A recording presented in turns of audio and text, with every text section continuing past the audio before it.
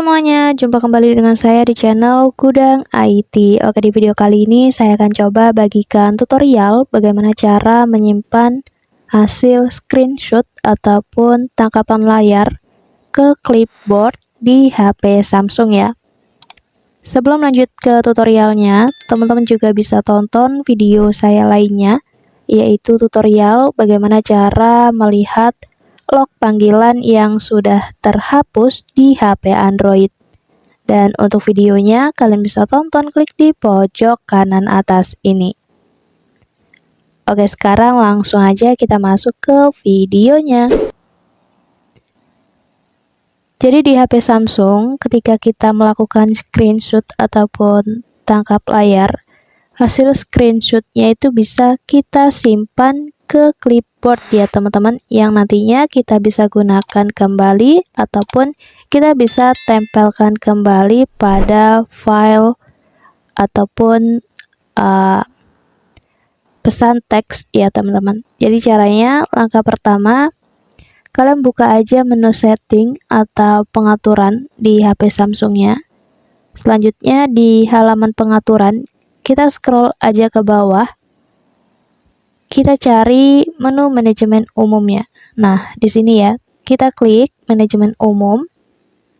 Kemudian kita pilih di pengaturan keyboard Samsungnya ini ya.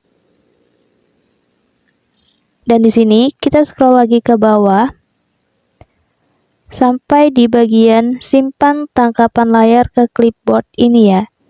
Di sini untuk supaya nantinya hasil screenshot itu tersimpan ke clipboard, kita cukup aktifkan aja di bagian simpan tangkapan layar di ini ya.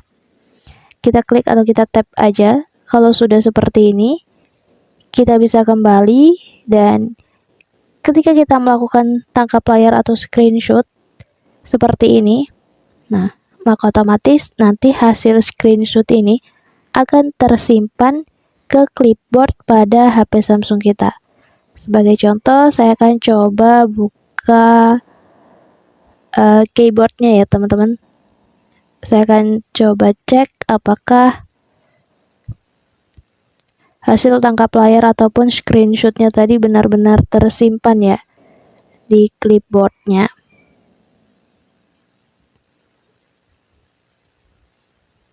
Oke, di sini saya akan coba buka ya clipboardnya.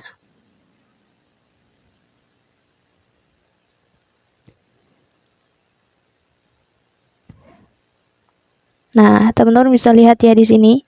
Inilah hasil tangkapan layar ataupun hasil screenshot yang baru saja saya lakukan ya. Jadi nanti hasil ini bisa kita gunakan kapanpun dan dimanapun ya. Ketika kita ingin menggunakannya, kita hanya bisa mempaste, kita hanya bisa menempelnya seperti ini. Mungkin cukup untuk tutorialnya, semoga bermanfaat. Selamat mencoba. Jangan lupa di like, komen, dan juga di share video ini sebanyak-banyaknya. Terima kasih.